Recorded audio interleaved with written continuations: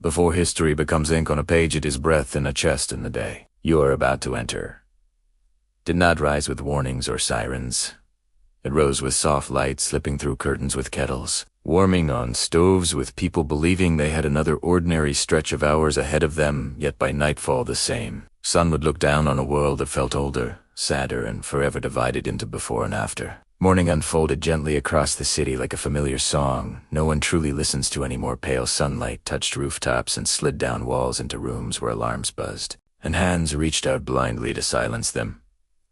People rolled out of bed thinking about small things. A meeting, a school assignment, a bill due at the end of the week. The quiet math of daily survival life moved with a steady rhythm. Doors opened, footsteps echoed on staircases, water ran in sinks, radios murmured half-heard news, and music and the comforting illusion settled over everything that today would be just like yesterday. Predictable, manageable, safe in a narrow kitchen, a mother stirred tea while her daughter sat at the table braiding her own hair for the first time, determined to prove she was growing up. They talked about a drawing competition at school, about colors and stars, and where to place a paper sun on the page. Across town, a tired nurse removed her night shift badge and stepped into the street, breathing in cool air, ready to sleep, while the rest of the world worked. A fruit seller wiped each apple with the edge of his shirt, arranging them in careful rows because neatness felt like control, and control felt like peace. These moments were small, almost invisible, yet they were the true foundation of the world, quiet acts of living that held everything together.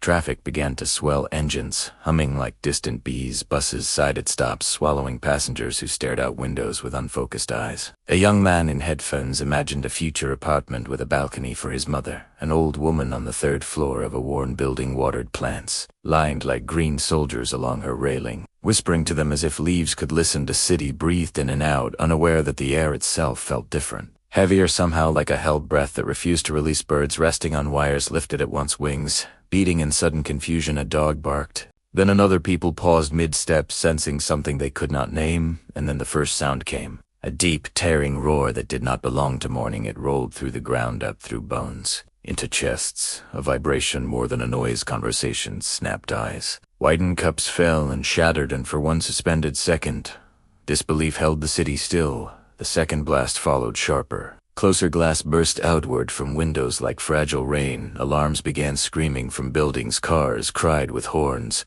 pressed by no human hand. Smoke climbed fast, dark and thick, painting the blue sky with a bruised confusion turned into fear and a heartbeat. People ran without knowing where. Safety lived instincts louder than thought. A man dropped his briefcase, papers scattering like white birds. A woman clutched her child so tightly the little one could barely breathe. Strangers collided, helped each other up, and kept moving. The map of normal life vanished. Streets that once led to work or school now led only away from danger. Sirens rose from every direction, weaving a chorus of urgency that wrapped the city in sound. The ground seemed uncertain beneath each step, as if trust itself had cracked. The mother in the kitchen pulled her daughter close, feeling the small body shake against her coat. The girl asked what was happening, her voice thin with terror, but the mother's mouth opened to emptiness. Because language fails when reality breaks. Buildings that had held birthdays, arguments, late-night laughter now stood wounded walls, split open rooms, exposed like secrets. Dust poured into streets, covering cars, faces, memories, time-twisted minutes, stretching wide seconds, cutting sharp. People shouted names that dissolved into noise.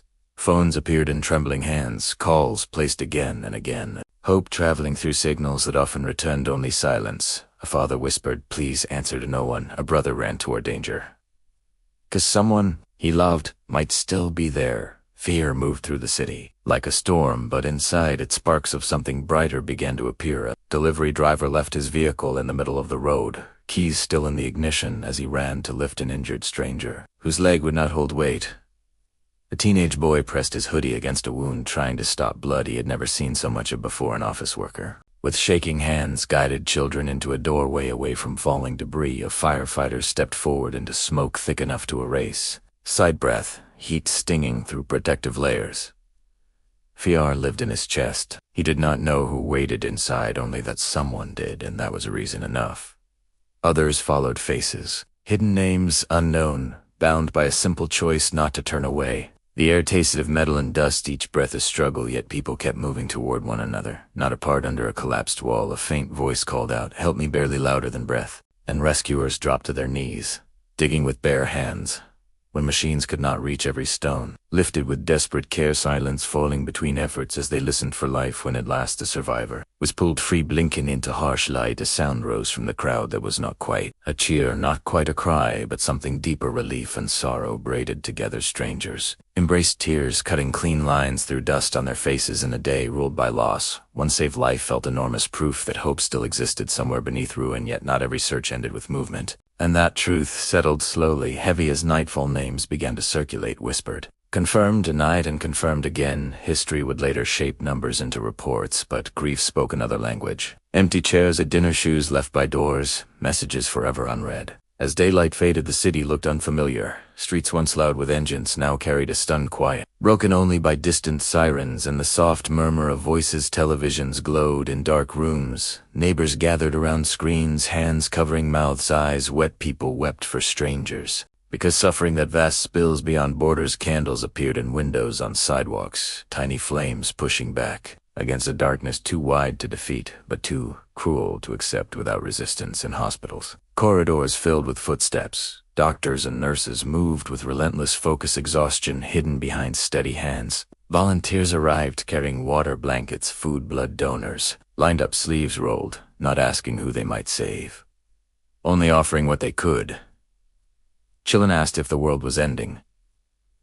Parents held them closer than ever before. Because when answers collapse, love becomes the only shelter. Messages traveled across networks faster than fear. I love you, are you safe? Come home soon, words once delayed. Now urgent. Pride arguments, resentments shrank beside the simple need to know that a voice still answered. Days passed, smoke thinned, but memory did not. Flowers covered corners where terror once ruled. Photographs of the lost stood in rows, watched over by strangers who bowed heads in silence. The city began the slow work of repair. Glass replaced walls, rebuilt roads, cleared life always pushes back.